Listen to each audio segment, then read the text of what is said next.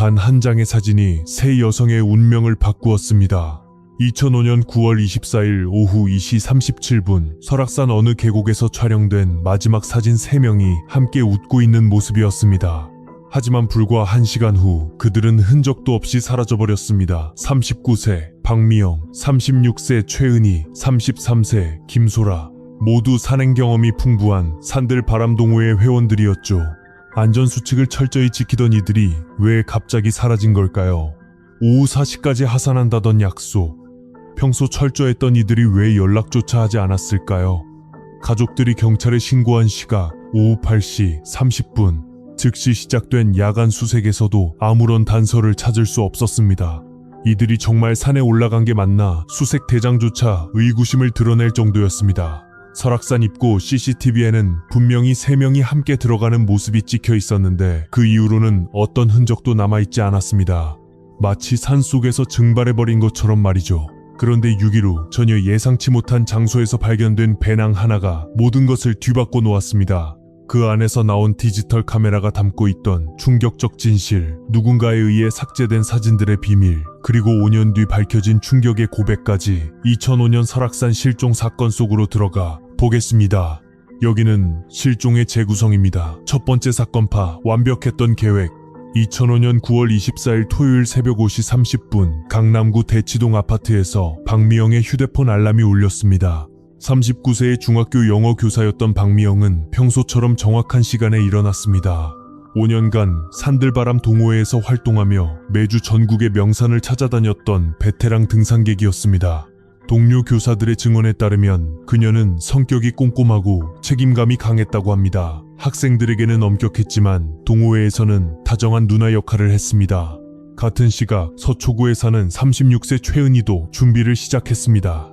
시중은행 과장으로 일하던 그녀는 8살 아들을 둔 워킹맘이었지만 주말만큼은 자신만의 시간을 확보하는 것으로 유명했습니다. 이번 설악산 산행도 그녀가 주도적으로 계획한 것이었습니다. 송파구의 33세 김소라는 IT 회사 웹자이너로 근무하고 있었습니다. 동호회 막내였지만 산행 실력만큼은 누구에게도 뒤지지 않았고 특히 사진 찍기를 좋아해 늘 디지털 카메라를 들고 다녔습니다. 70세 어머니와 단둘이 살며 효도를 다하는 딸로도 유명했습니다. 사람은 2000년부터 함께 활동해온 절친한 사이였습니다. 온라인 등산 카페에서 처음 만났지만 비슷한 나이대의 취미도 같아 자연스럽게 가까워졌습니다. 매월 마지막 토요일에는 반드시 함께 산에 가고 하산 후에는 맛집에서 회식하는 것이 그들만의 전통이었습니다. 오전 6시 박미영의 아반떼가 최은희의 집 앞에 도착했습니다.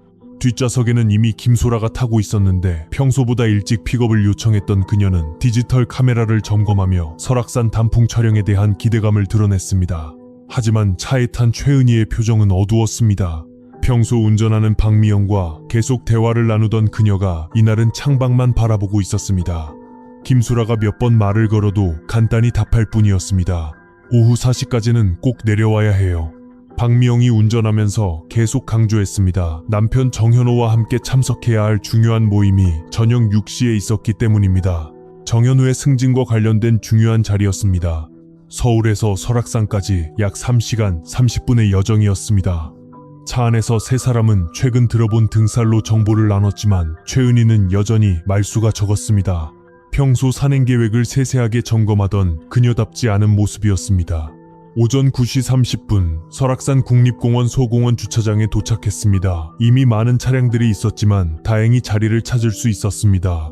박미영이 연록색 등산복에 검은색 등산화, 최은희가 회색과 갈색 등산화, 김소라가 주황색 바람막이를 착용하고 있었습니다. 오전 10시 정각탐방 안내소에서 입산 신고를 했습니다. 당직 직원 이정수는 평소 같으면 세 사람이 함께 와서 떠들썩하게 신고서를 작성하는데 그날은 박미영 혼자 조용히 작성했다고 기억했습니다.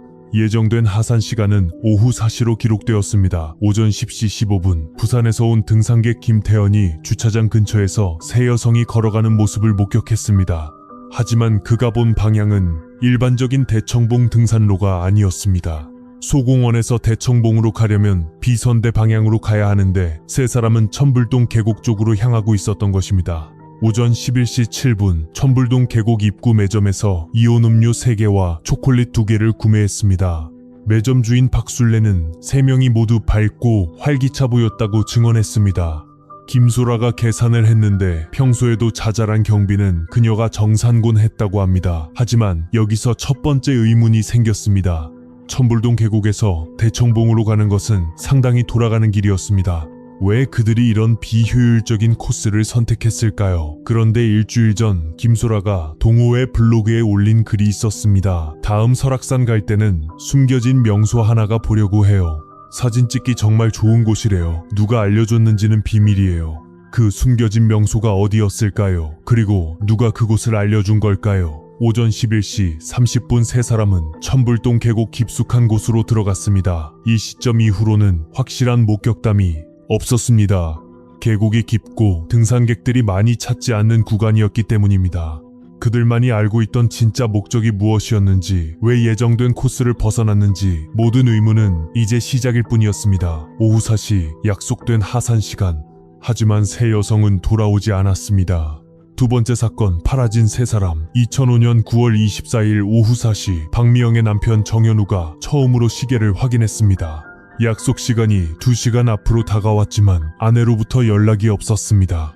평소 미영은 하산 후 반드시 전화하는 습관이 있었는데 이상하게도 그날은 소식이 없었습니다. 37세의 정현우는 대기업 과장으로 그날 저녁 6시 상사가 주최하는 중요한 모임이 있었습니다. 승진과 관련된 비공식 만남이어서 부부가 함께 참석해야 했습니다. 같은 시각 최은희의 남편 김동철도 비슷한 상황이었습니다. 35세 보험회사 직원인 그는 8살 아들 준노와 함께 귀가를 기다리고 있었습니다.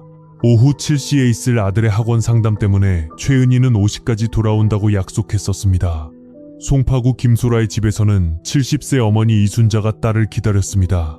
소라가 좋아하는 된장찌개와 생선구이를 준비해두고 딸의 귀가를 기다리는 어머니의 마음은 시간이 지날수록 불안해졌습니다. 오후 5시가 되었습니다. 세 여성은 여전히 연락이 되지 않았습니다.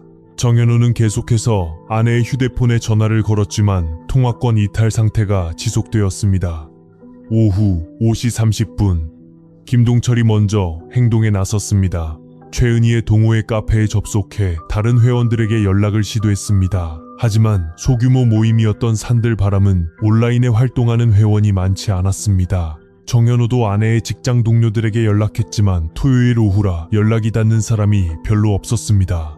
오후 6시 정현우는 중요한 결정을 내렸습니다. 상사와의 모임을 포기하고 아내를 찾기로 한 것입니다. 승진을 앞둔 상황에서 위험한 선택이었지만 아내의 안전이 더 중요했습니다. 김동철도 아들을 이웃에게 맡기고 함께 설악산으로 향하기로 했습니다. 오후 6시 30분 이순자가 먼저 경찰서에 신고 전화를 걸었습니다. 딸이 오늘 오후 4시까지 돌아온다고 했는데 연락이 안 돼요. 하지만 경찰은 성인의 경우 24시간이 지나야 공식적인 실종 신고가 가능하다고 답했습니다. 오후 7시 정현우와 김동철이 설악산에 도착했습니다. 이미 해가 지기 시작한 상황이었고 국립공원 관리소는 야간 산행을 금지하고 있었습니다. 당직 근무 중이던 소공원 관리소 팀장 차민호가 대응했습니다. 42세의 차민호는 베테랑 직원으로 입산 신고 기록을 확인했습니다. 오전 10시에 작성된 입산 신고서에는 분명히 세 사람의 이름이 적혀 있었고 예정 하산 시간은 오후 4시로 되어 있었습니다. 오후 8시 30분 공식적인 실종 신고가 접수되었습니다. 정현우와 김동철이 양양경찰서에 직접 찾아가 신고한 것입니다. 담당 경위는 48세의 이재형이었습니다. 이재형 경위는 가족들로부터 자세한 상황을 청취했습니다. 세 사람 모두 책임감이 강하고 신중한 성격이었으며 약속을 어기거나 연락 없이 늦는 일은 거의 없었다고 했습니다. 하지만 한 가지 의문점이 있었습니다. 입산 신고서에는 대청봉 코로 되어 있었지만 목격자들은 세 사람이 천불동 계곡 방향으로 갔다고 증언했습니다. 오후 9시 첫 번째 수색팀이 편성되었습니다. 양양경찰서와 설악산 국립공원 관리소가 합동으로 총 12명의 인원이 투입되었습니다. 경찰관 6명, 국립공원 직원 4명, 지역 산악구조대원 2명이었습니다. 야간 수색에서 천불동 계곡 중간 지점에서 초콜릿 포장지 하나가 발견되었습니다. 매점에서 세 사람이 구매한 것과 같은 브랜드였지만 확실한 증거는 아니었습니다. 자정까지 수색이 계속되었지만 더 이상의 단서는 발견되지 않았습니다. 9월 25일 일요일 새벽 5시 본격적인 대규모 수색이 시작되었습니다. 양양경찰서에서 추가인 인력 13명, 강원도 소방본부에서 전문 구조대원 8명, 설악산 국립공원 관리소전 직원까지 총 46명이 수색에 참여했습니다. 수색 총책임자는 양경찰서 수사과장 52세 오병수 경정이 맡았습니다. 실종자가 3명이나 되고 모두 경험 있는 등산객이라는 점이 이상합니다. 단순한 길 이름으로는 설명이 안 되는 상황입니다. 오병수 경정의 판단이었습니다. 수색팀은 3개조로 나뉘어 대청봉 주요 등산, 천불동 계곡 일대 그리고 기타 지역을 담당했습니다. 하지만 첫날 수색에서는 별다른 성과가 없었습니다. 가장 이상한 점은 아무런 흔적이 없다는 것이었습니다. 보통 등산객들이 지나가면 최소한의 흔적은 남기는데 세 여성의 경우는 달랐습니다. 마치 처음부터 그 길을 지나간 적이 없는 것 같았습니다. 오후 3시 예상치 못한 증언자가 나타났습니다. 서울 거주 등산객 한명철이 양양경찰서에 찾아온 것입니다. 45세의 한명철은 전날 오후 이시경 천불동 계곡에서 3명의 여성을 보았다고 진술했습니다. 서로 다른 의견을 제시하며 어디로 갈지 결정하지 못하는 것 같았어요. 무슨 일인가 해서 다가가려고 했는데 일행이 불러서 그냥 지나쳤습니다. 한명철의 증언이었습니다. 그가 목격한 시간이 오후 2시라면 왜 세 사람은 오후 4시까지 하산하지 못한 것일까요? 천불동 계곡에서 하산하는 데는 2시간이면 충분했는데 말입니다. 수색은 계속되었지만 27일까지도 특별한 발견은 없었습니다. 28일에는 비가 내리기 시작해 수색이 더욱 어려워졌습니다. 가족들의 절망감은 더욱 깊어졌고 희망은 점점 사라져가고 있었습니다. 그런데 9월 30일 예상치 못한 발견이 모든 상황을 바꿔놓게 됩니다. 세 번째 사건 파일, 6일 후의 발견. 2005년 9월 30일 금요일 오전 7시 20분. 평범한 아침 산책이 모든 것을 바꿔놓았습니다. 속초시에 거주하는 62세 조영호가 설악산 둘레길을 걷고 있었습니다. 30년간 속초시청 공무원으로 근무했던 그는 은퇴 후 매일 아침 산책하는 것이 일과였습니다. 그날도 평소처럼 걷던 중 이상한 물건을 발견했습니다. 소공원에서 약 2km 떨어진 한적한 둘레길 나무 밑에 배낭 하나가 놓여 있었던 것입니다. 짙은 갈색 중형 배낭은 비에 젖은 흔적이 있었지만 전체적으로는 양호한 상태였습니다. 마치 누군가 조심스럽게 그곳에 놓아둔 것 같았습니다. 등산로에서 약 30m 떨어진 지점이었는데 의도적으로 숨긴 것 같지는 않았습니다. 그렇다고 우연히 떨어뜨린 것 같지도 않았습니다.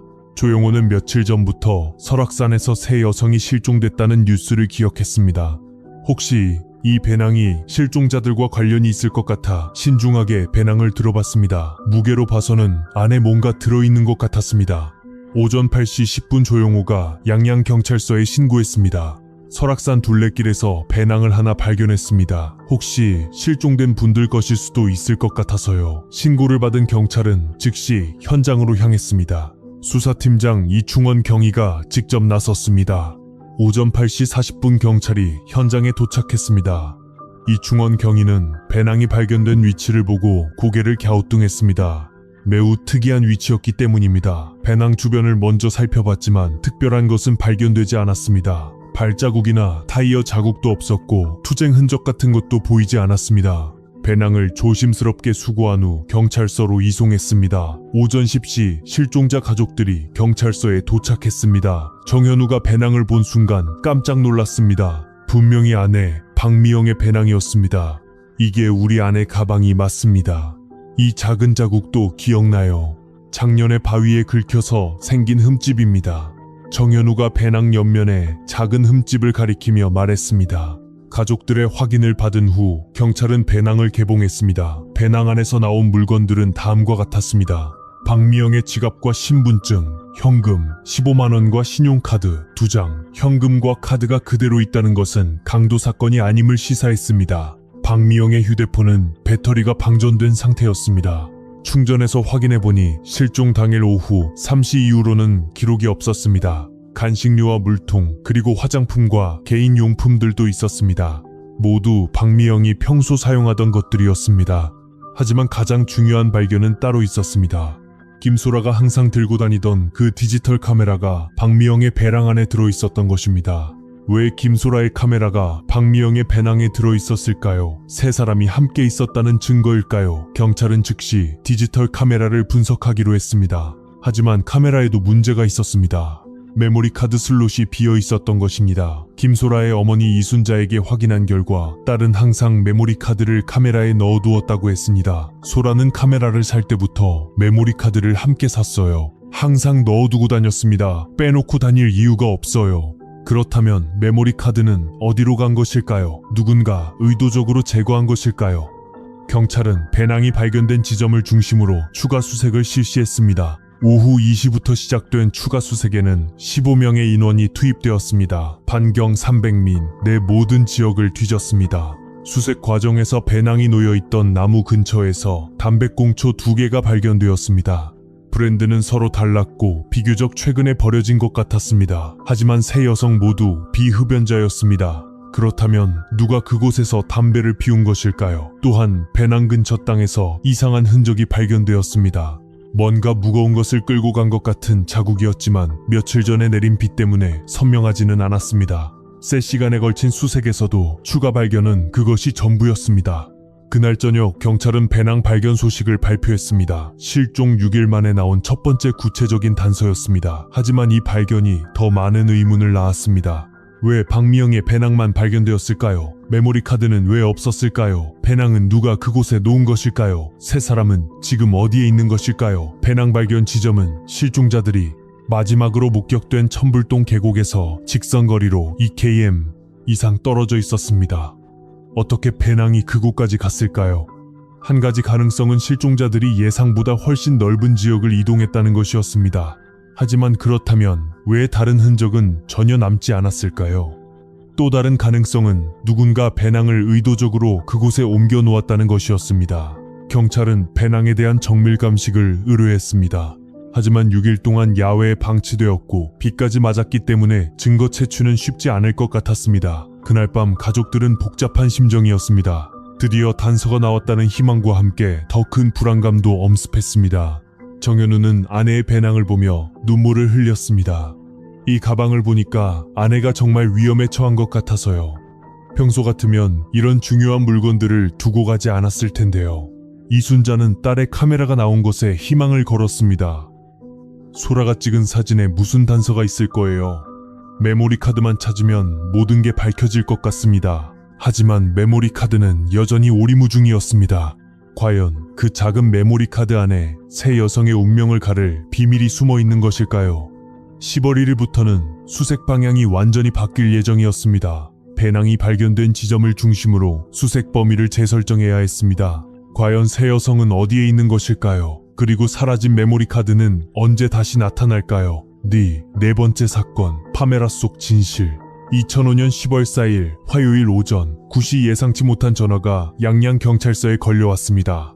인제군에 거주하는 47세 농민 박정식이 자신의 밭에서 이상한 물건을 발견했다고 신고한 것입니다. 어제 저녁에 밭 정리를 하는데 고랑 사이에 작은 플라스틱 조각이 끼어 있더라고요. 처음에는 그냥 쓰레기인 줄 알았는데 자세히 보니까 전자제품 같아서요. 박정식은 30년간 농사를 지어온 베테랑 농민이었습니다. 그의 밭은 설악산에서 약 12km 떨어진 마을에서도 외떨어진 곳에 있었습니다.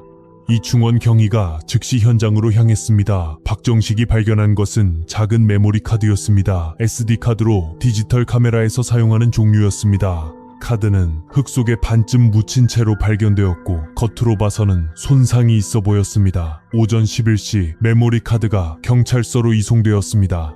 디지털 포렌식 전문가 윤재호가 복원 작업을 맡았습니다. 42세의 윤재호는 강원도청 과학수사팀 소속으로 손상된 디지털 저장 매체 복원에 10년 이상의 경험이 있었습니다. 2005년 당시 SD카드는 지금보다 내구성이 약했어요. 게다가 야외에 며칠간 방치되었다면 손상이 심할 수 있습니다. 복원 가능성은 50대 50 정도로 보입니다. 윤재호의 설명이었습니다. 메모리 카드는 겉면에 흠집이 있었고 일부 부식도 진행된 상태였습니다. 복원 작업은 신중하게 진행되었습니다. 오후 3시 드디어 복원 작업이 완료되었습니다. 다행히 일부 데이터를 복원하는 데 성공했습니다. 윤재호의 얼굴에 미소가 번졌습니다. 메모리 카드에는 총 47장의 사진이 저장되어 있었습니다. 하지만 그중 상당수는 손상되어 판독이 어려웠고 선명하게 복원된 것은 12장뿐이었습니다. 첫 번째 사진은 2005년 9월 24일 오전 10시 30분에 촬영된 것이었습니다. 바로 실종 당일이었습니다. 사진에는 설악산 소공원 입구가 찍혀 있었습니다. 두 번째부터 여섯 번째까지는 천불동 계곡에서 촬영된 풍경 사진들이었습니다. 시간대는 오전 11시부터 12시 사이였습니다. 아름다운 단풍과 계곡의 모습이 담겨 있었습니다. 일곱 번째 사진에는 세 사람이 함께 찍힌 모습이 있었습니다. 박미영, 최은희, 김소라가 모두 웃으며 포즈를 취하고 있었습니다. 촬영 시간은 오후 12시 15분이었습니다. 이때까지는 평범한 등산 사진들이었습니다. 하지만 여덟 번째 사진부터 분위기가 완전히 달라졌습니다. 여덟 번째 사진의 촬영 시간은 오후 2시 37분이었습니다. 앞의 사진과는 2시간 이상의 간격이 있었습니다. 더욱 중요한 것은 사진 속 내용이었습니다. 사진에는 낯선 남성 2명이 찍혀 있었습니다. 아이는 30대 중반에서 40대 초반으로 보였고 등산복 차림이었습니다. 하지만 그들의 표정은 심각해 보였습니다. 아홉 번째 사진은 더욱 이상했습니다. 촬영 시간은 오후 2시 39분으로 2분 후였습니다. 사진이 심하게 흔들려 있어서 제대로 된 상이 나오지 않았습니다. 마치 서둘러 찍거나 몸싸움 중에 우연히 찍힌 것 같았습니다. 열 번째 사진에서는 충격적인 장면이 포착되었습니다. 오후 2시 41분에 촬영된 이 사진에는 앞서 나온 두 남성 중 한 명이 최은희와 언쟁을 벌이는 모습이 담겨 있었습니다. 남성은 손을 들어 뭔가 격강된 모습이었고 최은희는 고개를 돌리며 피하는 자세였습니다. 다른 두 여성의 모습은 프레임에서 벗어나 보이지 않았습니다. 11번째 사진은 오후 2시 44분에 촬영되었습니다. 하지만 이 사진은 거의 판독이 불가능했습니다. 심하게 흔들려 있어서 무엇이 찍힌 것인지 알 수 없었습니다. 아마도 카메라를 빼앗기는 과정에서 우연히 찍힌 것 같았습니다. 마지막 12번째 사진이 가장 충격적이었습니다. 오후 2시 46분에 촬영된 이 사진에는 바닥에 쓰러진 사람의 모습이 희미하게 보였습니다. 하지만 누가 쓰러져 있는지 왜 쓰러져 있는지는 확인할 수 없었습니다. 사진의 화질이 너무 좋지 않았고 각도도 이상했습니다. 경찰은 즉시 사진 분석 전문가를 불러들였습니다. 강원대학교 컴퓨터공학과 교수인 김대현 박사가 분석을 맡았습니다. 사진들을 보면 급박한 상황이었던 것 같습니다. 특히 마지막 몇 장은 의도적으로 찍은 게 아니라 우연히 또는 급하게 찍힌 것 같아요. 김대현 박사의 분석이었습니다. 또한 김 박사는 사진들의 EXI 데이터를 정밀 분석했습니다. 촬영 장소에 GPS 정보는 없었지만 시간 정보는 정확했습니다. 특이한 점은 마지막 몇 장의 촬영 간격이 매우 짧다는 것입니다. 2시 37분부터 2시 46분까지 9분 동안 6장이 찍혔어요. 보통 관광 사진을 찍을 때와는 다른 패턴입니다. 더욱 중요한 것은 사진 속성들의 신원이었습니다. 경찰은 즉시 수배 전단을 제작해서 배포했습니다. 하지만 며칠이 지나도 신원을 파악할 수 없었습니다. 사진의 해상도가 낮아서 얼굴을 명확히 식별하기 어려웠습니다.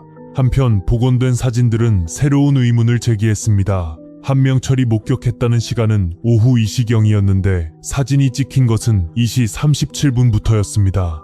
37분이라는 짧은 시간 동안 상황이 완전히 바뀐 것일까요? 또한 사진 속성들은 누구였을까요? 왜 세 여성과 언쟁을 벌였을까요? 그리고 마지막 사진에 찍힌 쓰러진 사람은 누구였을까요? 메모리 카드의 발견은 사건의 많은 부분을 설명해 주었지만 동시에 더 많은 수수께끼를 남겼습니다. 10월 8일 예상치 못한 제보가 들어왔습니다. 과연 그것은 무엇이었을까요? 다섯 번째 사건 파일. 숨겨진 동기. 2005년 10월 12일 수요일 오후 이시 양찰서에 예상치 못한 방문자가 나타났습니다. 37세의 남성 조민수가 수사팀을 찾아온 것입니다. 그는 산들바람 동호회 전 회원이었습니다. 실종된 세 분과 관련해서 아는 게 있어서 왔습니다. 조민수는 긴장한 표정으로 말했습니다. 그의 손은 미세하게 떨리고 있었고 몇 번이나 말을 더듬었습니다. 조민수는 서울에서 IT 개발자로 일하는 평범한 직장인이었습니다. 2003년부터 2005년 초까지 산들바람 동호회에서 활동했지만 올해 3월에 갑자기 탈퇴했다고 밝혔습니다. 이충원 경위가 조민수를 조사실로 안내했습니다. 탈퇴한 이유가 있으신가요? 조민수는 한동안 망설이다가 대답했습니다. 사실 동호회 내부에 문제가 있었어요. 그의 증언에 따르면 동호회 안에서 금전적 분쟁이 있었다고 했습니다. 표면적으로는 화목해 보이던 산들바람에 숨겨진 갈등이 있었던 것입니다. 최은희 씨가 동호회 회계를 맡고 있었는데 작년부터 계속 문제가 있다는 소문이 돌았어요. 정확한 금액은 모르겠지만 몇백만 원 정도가 사라진 것 같다고 들었습니다. 하지만 이 문제는 공개적으로 다뤄지지 않았습니다. 동호회의 화합을 위해 조용히 처리하려고 했다는 것입니다. 특히 박미영과 김소라가 최은희를 감싸주려 했다고 했습니다. 세 분이 워낙 친한 사이라서 다른 회원들도 함부로 문제를 제기하기 어려웠어요. 그래서 저도 그냥 발을 빼게 됐습니다. 조민수는 더 충격적인 증언을 계속했습니다. 제가 우연히 알게 된 건데요. 최은희 씨가 사채업자한테 돈을 빌렸다고 하더라고요. 사채업자라니 최은희는 은행에서 근무하는 안정적인 직장인이었습니다. 왜 사채를 써야 했을까요? 조민수의 추가 증언에 따르면 최은 주식 투자에서 큰 손실을 봤다고 했습니다. 2004년 말부터 2005년 초까지 주식시장이 불안정했던 시기가 있었습니다. 그때 잘못된 투자로 수천만 원의 빚을 지게 되었다고 들었어요. 최은희는 은행 대출 한도를 초과하면서 사금융에 손을 뻗었던 것 같다고 조민수는 추측했습니다. 그래서 동호회 기금을 일시적으로 빌려 쓴 것 같아요. 나중에 갚으려고 했는데 상황이 더 악화됐다고 들었습니다. 조민수는 더 구체적인 정보를 제공했습니다. 최은희가 거래했던 사채업자 조직의 대회들은 바가 있다는 것입니다. 정확한 이름은 기억이 안 나는데 강원도 일대에서 활동하는 조직이라고 하더라고요. 흑곰파인가 검은곰파인가 그런 이름이었던 것 같아요. 경찰은 즉시 흑곰파에 대한 정보 수집을 시작했습니다. 또한 조민수는 실종 당일 아침에 최은희로부터 이상한 전화를 받았다고 증언했습니다. 오전 8시쯤이었어요. 갑자기 전화가 와서 깜짝 놀랐습니다. 몇 달 동안 연락을 안 했었거든요. 전화 내용은 무엇이었을까요? 목소리가 많이 떨리더라고요. 평소 최은희 씨는 차분하고 침착한 분이었는데 그날은 완전히 달랐어요. 구체적인 대화 내용을 물어보자 조민수는 기억을 되짚어봤습니다. 혹시 급한 일이 생기면 경찰에 연락하라고 하더라고요. 왜 갑자기 그런 말을 하느냐고 물어봤는데 그냥 만약의 말이라고 하면서 얼버무렸어요. 최은희는 그날 중요한 일이 있다고 했지만 구체적으로 무엇인지는 말하지 않았다고 합니다. 마지막에 잘 지내라고 하면서 전화를 끊었어요. 지금 생각해보니 뭔가 예감하고 있었던 것 같습니다. 경찰은 조민수의 휴대폰 통화 기록을 확인했습니다. 실제로 9월 24일 오전 8시 12분에 최은희의 번호로부터 전화가 온 기록이 있었습니다. 통화 시간은 3분 47초였습니다. 이 새로운 정보를 바탕으로 경찰은 수사 방향을 대폭 수정했습니다. 단순한 등산 조안 사고가 아니라 금전 문제와 관련된 사건일 가능성이 높아진 것입니다. 10월 15일 또 다른 증언자가 나타났습니다. 동호회의 또 다른 전 회원인 35세 여성 김명희였습니다. 작년 가을쯤부터 최순은 이 씨가 많이 달라졌어요. 예전에는 밝고 활발했는데 갑자기 조용해지고 우울해 보이더라고요. 김영희는 더 구체적인 사례를 들었습니다. 동호회 모임에서 최은훈 씨가 자주 전화를 받으러 나갔어요. 전화 받을 때마다 표정이 어두워졌습니다. 그리고 돌아와서도 한동안 멍하니 했습니다. 또한 김영희는 박미영과 김소라의 변화에 대해서도 언급했습니다. 박미영 선생님이 한 번은 저한테 그러더라고요. 친구가 어려울 때 도와주는 게 당연하다고. 그때는 무슨 말인지 정확히 몰랐는데 이제 알겠어요. 경찰은 최은희의 금융거래 내역을 정밀 조사했습니다. 은행 계좌와 신용카드 사용 내역을 모두 확인한 결과 충격적인 사실이 드러났습니다. 최은희는 실제로 2004년 말부터 여러 곳에서 돈을 빌렸던 것으로 확인되었습니다. 총 빚의 규모는 8천만 원이 넘었습니다. 36세 은행원의 연봉으로는 감당하기 어려운 금액이었습니다. 또한 동호회 계좌에서도 실제로 돈이 빠져나간 흔적이 발견되었습니다. 작년 하반기부터 올해 초까지 총 350만 원이 인출되었는데 사용 내역이 명확하지 않았습니다. 이 모든 정보를 종합해보면 하나의 시나리오가 그려졌습니다. 최은희는 주식 투자 실패로 큰 빚을 졌습니다. 절망한 그녀는 동호회 기금을 일시적으로 사용했고 사채업자들에게까지 손을 뻗쳤습니다. 상황이 악화되자 사채업자들의 압박이 시작되었고 최은희는 친한 친구들인 박미영과 김소라에게 도움을 요청했을 것입니다. 그래서 세 사람이 함께 설악산으로 간 것이 아니라 사채업자들과의 만남을 위해 간 것일 수도 있었습니다. 등산은 단지 위장이었을지도 모릅니다. 하지만 여전히 의문점들이 남아 있었습니다. 왜 박미영과 김소라까지 함께 사라진 것일까요? 그들도 이 문제에 연루되어 있었던 것일까요? 혹시 박미영과 김소라가 최은희의 빚 문제 해결을 위해 함께 나선 것일까요? 그래서 세 사람이 함께 사라진 것일까요? 여섯 번째 사건, 박증원의 모순. 2005년 10월 22일 토요일 오전 십시안경찰서 수사본부에 긴급 상황이 발생했습니다. 지금까지 수집된 증언들을 재검토하던 중 심각한 모순점들이 발견된 것입니다. 이 중원 경위는 화이트보드 앞에서 모든 증언을 시간 순서대로 다시 정리했습니다. 뭔가 맞지 않습니다. 경위의 표정은 심각했습니다. 첫 번째 모순점은 목격 시간이었습니다. 부산에서 온 김태현은 세 여성을 오전 10시 15분경 주차장 근처에서 봤다고 했습니다.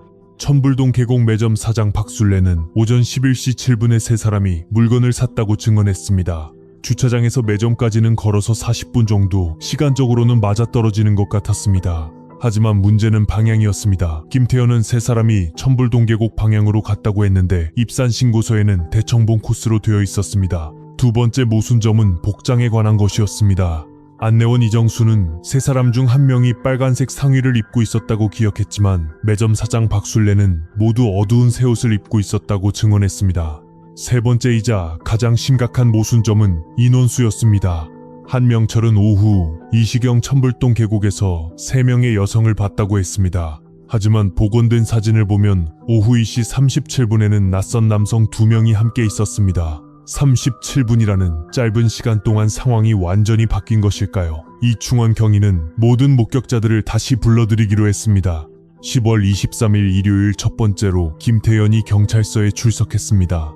한 달 전에 기억을 다시 되짚어달라는 요청에 김태현은 당황하는 모습을 보였습니다. 한 달이 지나니까 정확히 기억이 나지 않네요. 김태현의 목소리에는 확신이 없었습니다. 결국 그는 자신의 증언을 번복했습니다. 사실 그날 등산객이 너무 많았어요. 비슷한 나이대의 여성들이 여러 그룹 있었거든요.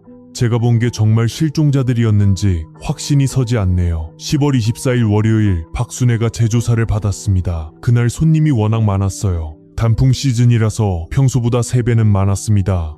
오전 11시쯤에는 줄을 서서 기다릴 정도였어요. 박술래는 영수증 시간은 확실하지만 구체적으로 어떤 사람들이 샀는지는 확신할 수 없다고 했습니다.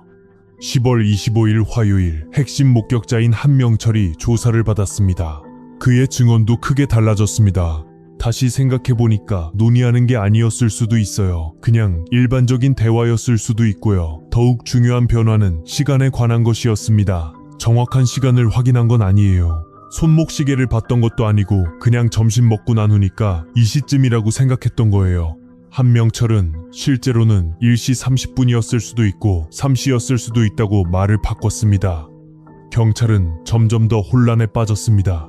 그동안 수사의 근거가 되었던 목격담들이 하나씩 신뢰성을 잃어가고 있었습니다. 10월 26일 수요일, 경찰은 실종자들의 휴대폰 기지국 접속 기록을 정밀 분석했습니다. 2005년 당시에는 GPS 기능이 일반화되지 않았지만 휴대폰이 접속한 기지국을 통해 대략적인 위치를 추정할 수 있었습니다. 분석을 담당한 것은 KT 기술팀이었습니다.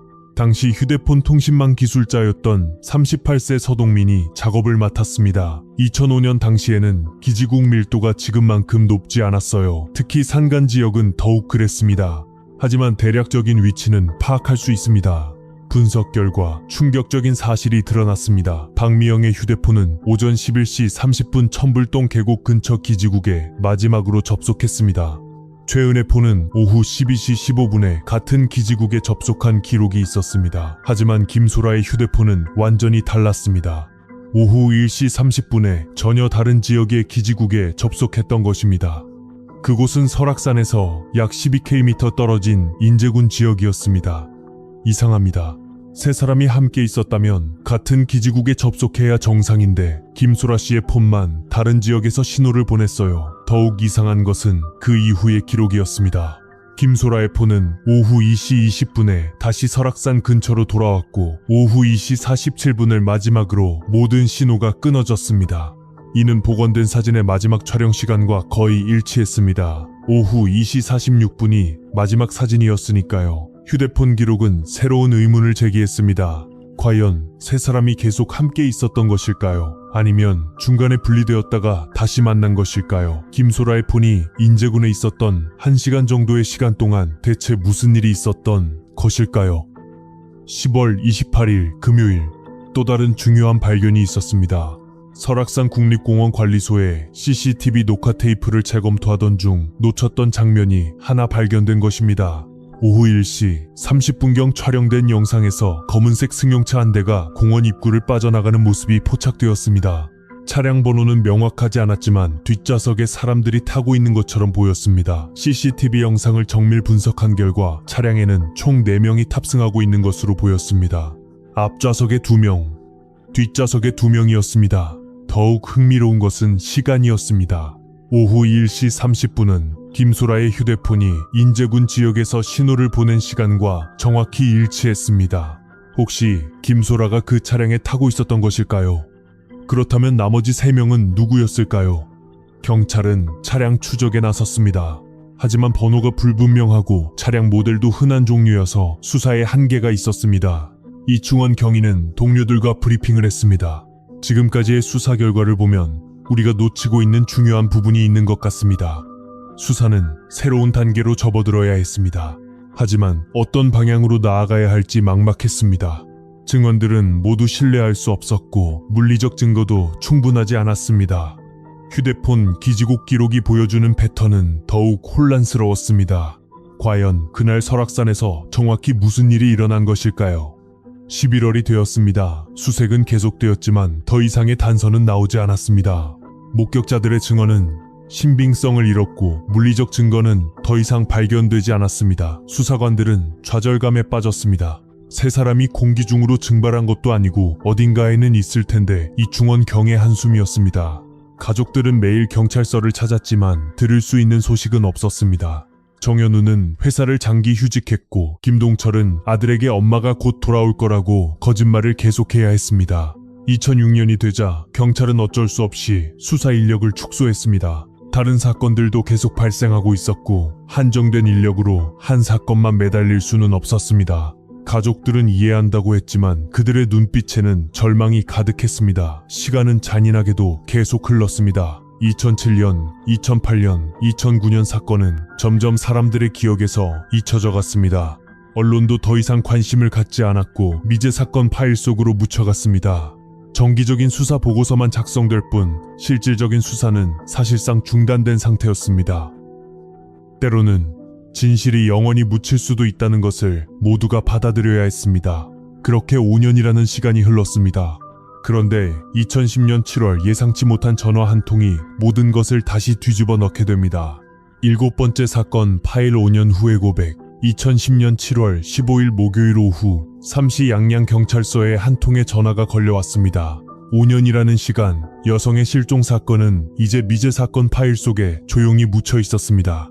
담당 수사관도 여러 번 바뀌었고 사건 파일은 창고 한 구석에 쌓여 있었습니다. 정기적인 보고서 작성마저 형식적인 일이 되어버렸습니다. 전화를 건 사람은 32세 남성 이동현이었습니다. 목소리는 심하게 떨리고 있었고 몇 번이나 말을 더듬었습니다. 2005년 철학산 실종 사건, 그거 아직 수사하고 계신가요? 현재 수사를 담당하고 있던 42세 김성민 경위가 전화를 받았습니다.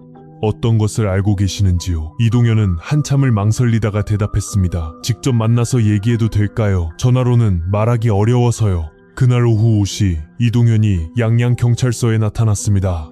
키 175cm 정도의 마른 최고에 얼굴은 창백하고 수척해 보였습니다. 손가락으로 계속 테이블을 두드리며 불안해하는 모습이었습니다. 김성민 경위는 이동현을 조사실로 안내했습니다. 2005년 당시 저는 27세였어요. 그때 잘못된 일에 연루돼 있었습니다. 이동현은 떨리는 목소리로 말을 시작했습니다. 충남 아산 출신인 그는 고등학교 졸업 후 서울로 올라와 여러 아르바이트를 전전했다고 했습니다. 제대로 된 직장을 구하지 못하고 있던 차에 지인의 소개로 일당이 좋다는 일을 시작하게 되었다고 했습니다. 5년 전 그는 강원도 일대에서 활동하는 사채 업체에서 일하고 있었다고 했습니다. 이른바 흑곰파라고 불리던 그 조직의 말단 구성원이었습니다. 주로 채무자들을 찾아가서 돈을 받아오는 일을 했어요. 그때는 젊어서 돈만 되면 뭐든 했거든요. 지금 생각해보면 정말 후회되는 일이에요. 그의 증언에 따르면 2005년 9월경부터 최은이라는 여성의 채권 회수를 담당하게 되었다고 했습니다.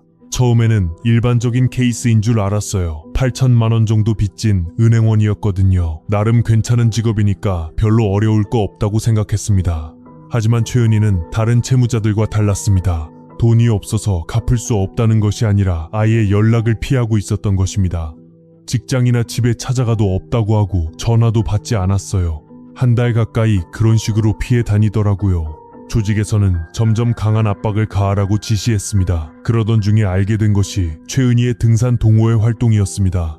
동호회 사람들을 미행해보니까 9월 24일에 설악산에 간다는 계획을 알게 됐어요. 그때가 마지막 기회라고 생각했습니다.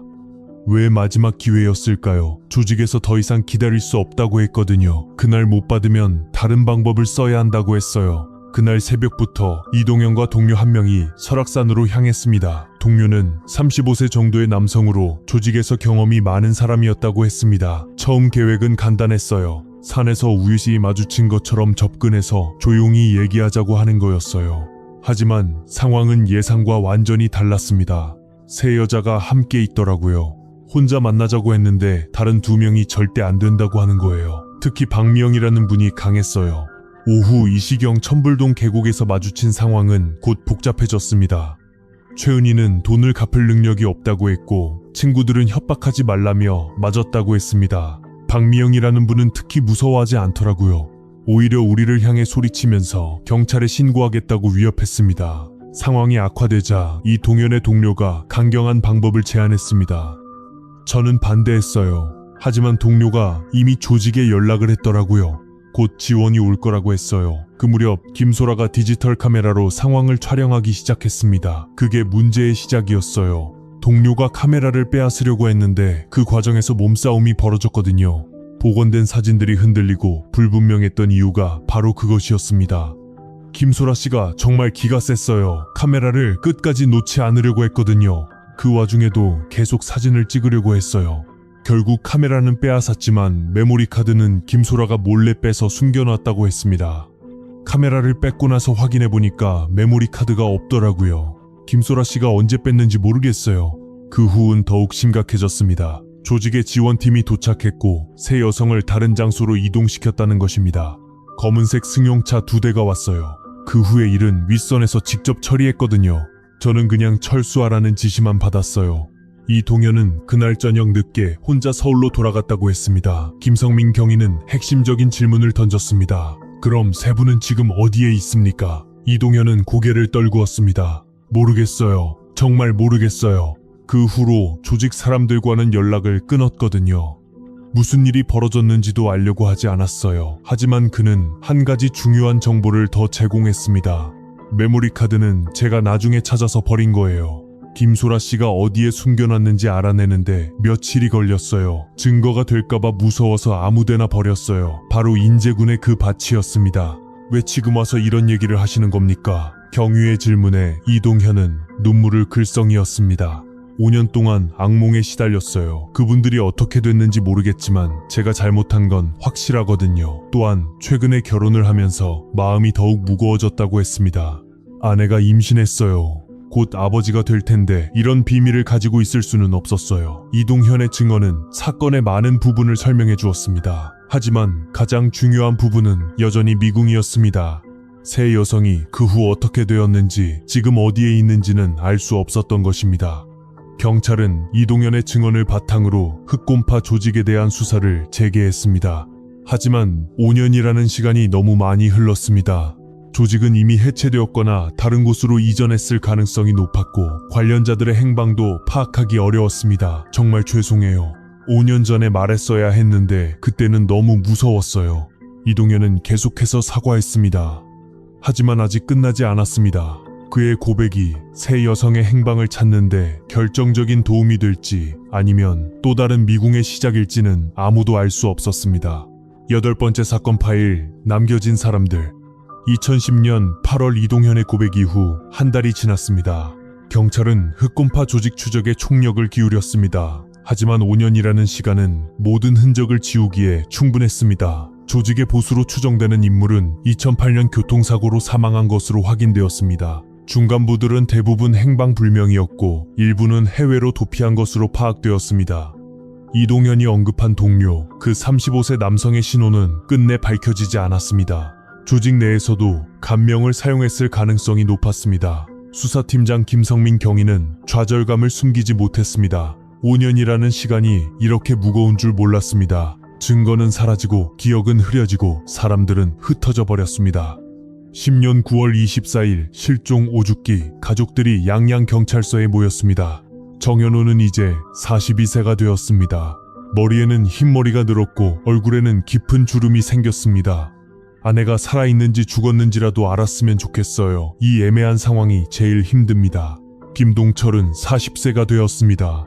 13살이 된 아들 준호는 이제 엄마가 돌아오지 않을 것을 알고 있었습니다. 아들이 가끔 물어요. 엄마가 우리를 버리고 간 거냐고. 그럴 때마다 뭐라고 대답해야 할지 모르겠어요. 79세가 된 이순자는 휠체어에 의지해야 했습니다. 소라가 죽었다면 죽었다는 소식이라도 듣고 싶어요. 그래야 마음이라도 정리할 텐데 이렇게 기다리는 게 제일 힘들어요. 경찰은 수사를 계속하겠다고 약속했지만 모두가 알고 있었습니다. 더 이상 할 수 있는 것이 없다는 것을. 이 2011년 사건은 장기 미제 사건으로 분류되었습니다. 담당 수사관이 바뀌었고 사건 파일은 참고로 옮겨졌습니다. 정기적인 보고서 작성만 남았습니다. 2012년 정현우가 재원했습니다. 주변의 권유를 오래 거절했지만 더 이상 혼자서는 버티기 힘들었습니다. 새로운 아내는 그의 과거를 이해해 주었고 매년 9월 24일에는 함께 설악산을 찾았습니다. 2015년 강원도 산간에서 발견된 유골 잠시 희망이 생겼지만 DNA 검사 결과 무관한 것으로 판명되었습니다. 가족들은 다시 한번 절망했습니다. 2018년 이순자가 세상을 떠났습니다. 마지막까지 딸의 이름을 부르며 눈을 감았다고 합니다. 평생 딸을 기다리다 떠난 어머니였습니다. 2020년 이동현 현과의 마지막 인터뷰 내용입니다. 저는 평생이 죄책감을 안고 살아갈 겁니다. 그분들이 어디에 있든 제가 그날 막았어야 했어요. 그는 여전히 악몽에 시달린다고 했습니다. 매년 9월이 되면 더욱 심해진다고. 2025년 현재 사건 발생 20년이 지났습니다. 정현호는 57세가 되었습니다. 재혼한 아내와 평온하게 살고 있지만 첫 아내의 기억은 여전히 가슴 한구석에 있습니다. 김동철은 55세가 되었습니다. 아들 준노는 33세가 되어 결혼했고 첫 아이를 낳았습니다. 할머니가 된다는 소식을 들었다면 최은희가 얼마나 기뻐했을까요? 김소라의 남동생은 누나의 카메라를 보관하고 있습니다. 메모리 카드는 없지만 누나가 가장 아끼던 물건이었기 때문입니다. 설악산 천불동 계곡, 그곳에는 작은 표지석이 있습니다. 가족들이 세운 것입니다. 하지만 관광객들은 그냥 지나칩니다. 20년 전 이곳에서 무슨 일이 있었는지 아는 사람은 이제 많지 않습니다. 수사 파일은 여전히 미제로 분류되어 있습니다. 공소시효가 없는 실종 사건이기 때문입니다. 하지만 현실적으로 이 사건이 해결될 가능성은 거의 없습니다. 증거는 사라졌고 증인들은 흩어졌으며 기억은 흐려졌습니다. 때로는 영원히 풀리지 않는 수수께끼가 있습니다. 아무리 노력해도 닿을 수 없는 진실이 있습니다. 2005년 9월 24일 설악산에서 사라진 세 여성 박미영, 최은희, 김소라. 그들이 어디에 있는지 무슨 일을 당했는지 우리는 여전히 알지 못합니다. 하지만 한 가지 확실한 것은 그들을 기억하는 사람들이 있다는 것입니다. 가족들은 여전히 기다리고 있습니다. 죽음이 확인되지 않는 한 희망의 끈을 놓을 수 없기 때문입니다. 그것이 남겨진 사람들의 숙명입니다. 20년이 지난 지금 2005년 설악산 실종 사건은 여전히 미스터리로 남아 있습니다. 세 여성이 사라진 그날 정확히 무슨 일이 일어났는지 아무도 알지 못합니다. 복원된 사진 속 낯선 남성들, 흑곰파라는 사채업 조직, 이동현의 고백, 많은 단서들이 있었지만 결정적인 진실에는 닿지 못했습니다. 이 사건은 우리 사회에 묵직한 질문을 던집니다. 첫째, 개인의 금융 문제가 얼마나 위험한 결과를 초래할 수 있는가? 최은희의 비극은 한 개인의 문제가 아닙니다. 2005년 당시 많은 사람들이 무분별한 투자에 뛰어들었고 실패한 이들은 사채의 늪에 빠졌습니다. 20년이 지난 지금도 코인, 주식, 부동산 투기는 계속되고 있습니다. 불법 사금융도 여전히 존재합니다. 형태만 바뀌었을 본질은 변하지 않았습니다. 둘째, 우정과 연대의 의미는 무엇인가? 박미영과 김소라는 친구를 위해 위험을 무릅썼습니다. 그들의 우정은 숭고했지만 결과는 비극적이었습니다. 때로는 전문가의 도움을 구하는 것이 진정한 도움일 수 있습니다. 용기 있는 신고가 더 큰 비극을 막을 수 있습니다. 셋째, 실종 사건. 수사 시스템의 한계.